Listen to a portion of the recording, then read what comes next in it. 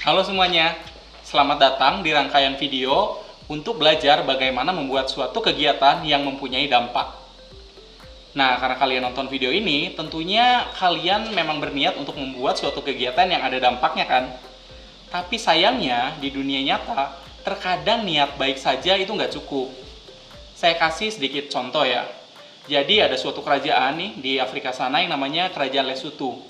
Ada suatu organisasi yang memang berniat untuk mengembangkan perekonomian komunitas lokal yang ada di sana. Mereka memutuskan akan membantu di aspek pertaniannya. Apa yang mereka lakukan? Mereka melatih orang-orang di sana bagaimana caranya supaya mereka bisa mempunyai manajemen pertanian yang bagus, bagaimana cara merawat tanaman-tanaman di sana, bahkan mereka membuatkan infrastruktur yang sangat bagus seperti jalan supaya distribusi semua produk-produk pertaniannya itu dapat dijalankan dengan sangat bagus. Niatnya bagus kan? Kegiatannya pun bagus. Apakah berhasil? Sayangnya tidak. Kenapa? Alasannya ada beberapa. Misalnya ternyata setelah dievaluasi lebih dalam, ternyata penduduk di sana itu hanya sedikit yang memang jago bertani. Berarti itu memang bukan skill utama mereka.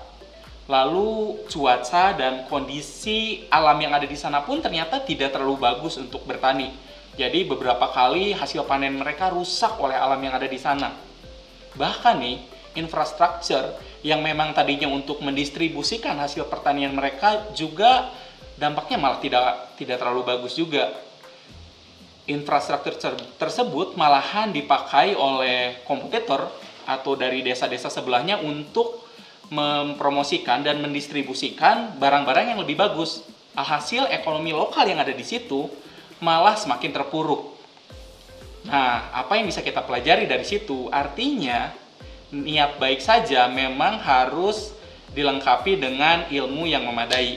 Oleh karena itu, di sini kita bakal belajar bagaimana caranya membuat kegiatan yang memang berdampak positif untuk lingkungan dan juga untuk orang sekitar. Nah, sebelum lebih lanjut lagi, mungkin saya akan memperkenalkan sedikit mengenai diri saya sendiri. Perkenalkan, nama saya Edi Surbakti. Saat ini saya aktif di bahasabisnis.id. Ini adalah organisasi di mana isinya adalah profesional-profesional yang berpengalaman di dalam dan luar negeri untuk mengembangkan dan support UMKM dan juga startup. Biasanya pada umumnya sih fokus di bidang keuangannya. Selain itu, saya juga aktif di Pesona Desa Nusantara. Ini adalah organisasi yang memang concern dan ingin mengembangkan potensi desa-desa yang ada di Nusantara agar jauh lebih mandiri. Karena kami percaya, dimulai dari desa yang kuat, maka bangsa kita akan semakin kuat. Nah, seperti yang tadi dijelaskan ya, jadi sebetulnya membuat sesuatu kegiatan yang berdampak itu bisa di area apa saja. Bisa di UMKM, di bisnis, bahkan di desa. Nah, sekarang tentunya kalian pun mempunyai bidang yang kalian tertarik kan?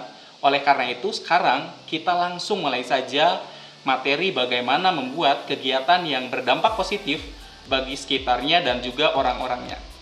Nah, sekarang kita langsung saja masuk ke materi bagaimana membuat suatu kegiatan yang berdampak positif.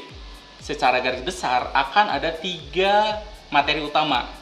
Yang pertama adalah bagaimana perencanaannya dan persiapannya untuk menyiapkan suatu kondisi atau suatu kegiatan yang ujungnya itu bakal berdampak sosial yang sangat positif.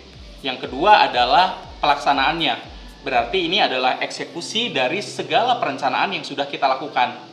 Dan yang ketiga adalah evaluasinya. Kita pun tentunya harus mengevaluasi apa yang sudah terjadi dengan baik atau apa mungkin yang perlu sama kita diperbaiki agar kedepannya program kita dampaknya menjadi semakin besar. Nah, sekarang kita langsung masuk ke materi pertama, yaitu materi perencanaan. Nah, di dalam perencanaan ini saya membaginya menjadi 3 bagian besar.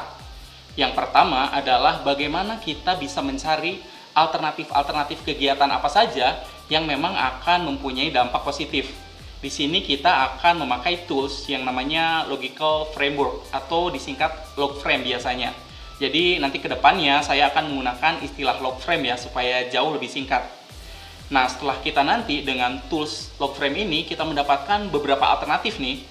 Kira-kira kegiatan apa saja yang memang ke depannya bisa mempunyai dampak positif. tentunya kita harus menyaringnya atau kita harus memilihnya menjadi satu saja yang diprioritaskan.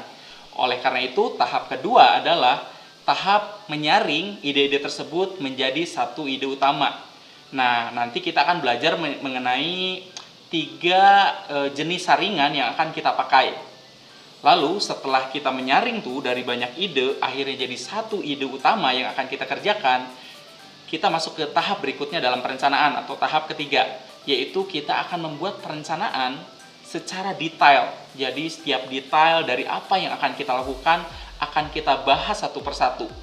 Jadi nanti sebetulnya kita kebanyakan di materi ini akan berbicara mengenai perencanaan. Jadi yang durasinya mungkin agak panjang.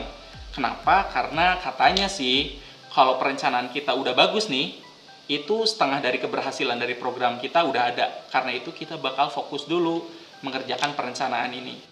Nah, sekarang kita bakal masuk ke materi bagaimana dengan menggunakan log frame ini kita bisa mencari beberapa alternatif kegiatan yang memang berdampak positif.